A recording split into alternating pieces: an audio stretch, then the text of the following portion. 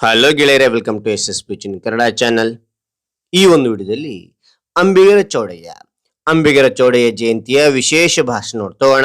ಈ ಒಂದು ಭಾಷಣ ಅಂತಕ್ಕಂಥದ್ದು ಇಷ್ಟವಾದ್ರೆ ಒಂದು ಲೈಕ್ ಅನೇಕ ವಿಡಿಯೋ ತಲುಪಿಸುವಂತ ತುಂಬ ಸಿಗುತ್ತೆ. ಇನ್ನೊಬ್ರಿಗೂ ಶೇರ್ ನೀವು ಸಾಧ್ಯ. ಇಂಥ ಅನೇಕ ವಿಡಿಯೋ ಚಾನಲ್ ಸಬ್ಸ್ಕ್ರೈಬ್ ಆಗಿ. ಹಾಗೆ ನಿಮ್ಗೆ ಯಾವ ರೀತಿಯ ಭಾಷಣ, ಯಾವ ರೀತಿಯ ಪ್ರಬಂಧ ಬೇಕಂತೇಳಿ ಕಮೆಂಟ್ ಮಾಡಿ.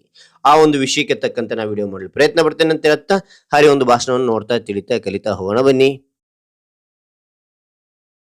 ಈ ಸುಂದರ ವೇದಿಕೆಯ ಮೇಲೆ ಆಸೀನರಾಗಿರುವ ಮುಖ್ಯ ಗುರುಗಳೇ, ಶಿಕ್ಷಕರೇ, ಪ್ರೀತಿಯ ಸ್ನೇಹಿತರೆ ಹಾಗೂ ಈ ಸಭೆಯಲ್ಲಿರುವ ಎಲ್ಲರಿಗೂ ಶರಣಾರ್ಥಿ.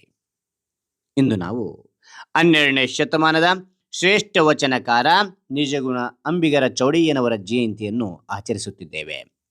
ಇವರು ಹಾವೇರಿ ಜಿಲ್ಲೆಯ ಚೌಡದಾನಾಪುರದಲ್ಲಿ ಜನಿಸಿದರು. ಇವರ ತಂದೆ ವಿರೂಪಾಕ್ಷ ಮತ್ತು ತಾಯಿ ಪಂಪಾದೇವಿ. ಅಂಬಿಗರ ಚೌಡಯ್ಯನವರು ವೃತ್ತಿಯಿಂದ ಅಂಬಿಗರಾಗಿದ್ದರು. ತಮ್ಮ ವಚನಗಳ ಮೂಲಕ ಸಮಾಜದ ಮೌಢ್ಯತೆ ಮತ್ತು ಅಸ್ಪೃಶ್ಯತೆಯನ್ನು ಹೋಗಲಾಡಿಸಲು ಶ್ರಮಿಸಿದ ಕ್ರಾಂತಿಕಾರಿಯಾಗಿದ್ದರು. ಅವರು ನೇರ ಮತ್ತು ನಿಷ್ಠೂರವಾದ ಮಾತುಗಳಿಗೆ ಹೆಸರಾಗಿದ್ದರು. ಮಾತು ಮುತ್ತಿನ ಹಾರದಂತಿರಬೇಕು ಎಂಬ ತತ್ವಕ್ಕೆ ಬದಲಾಗಿ ತಪ್ಪನ್ನು ಕಂಡಾಗ ನೇರವಾಗಿ ಖಂಡಿಸುವ ಧೈರ್ಯ ಅವರಲ್ಲಿತ್ತು.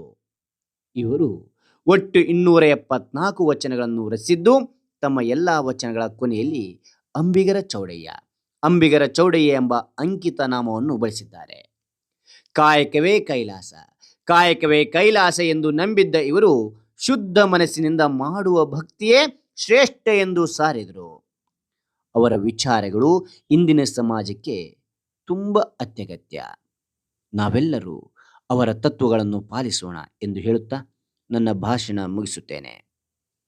ಜೈ ಅಂಬಿಗರ ಚೌಡಯ್ಯ, ಜೈ ಹಿಂದ್, ಜೈ ಕರ್ನಾಟಕ ಮಾತೆ. ನಮಸ್ಕಾರ. ಹಾಗಾದ್ರೆ ಈ ಒಂದು ಭಾಷಣ ಅಂತಕ್ಕಂಥ ಇಷ್ಟವಾದ್ರೆ ಒಂದು ಲೈಕ್ ಅನೇಕ ವಿಡಿಯೋ ತೆಲುಗು ಪ್ರೋತ್ಸಾಹ ತುಂಬ ಸಿಗುತ್ತೆ. ಇನ್ನೊಬ್ಬರಿಗೂ ಶೇರ್ ನೀವು ಸಾಧ್ಯ. ಇಂಥ ಅನೇಕ ವಿಡಿಯೋ ಚಾನಲ್ ಸಬ್ಸ್ಕ್ರೈಬ್ ಆಗಿ. ಮತ್ತೊಂದು ಹೊಸ ವಿಷಯದೊಂದಿಗೆ ಮತ್ತೊಂದು ಹೊಸ ವಿಡಿಯೋ ಭೇಟಿ ಆಗ್ತೇನೆ. Thank you for watching. Bye ಮಕ್ಕಳೇ.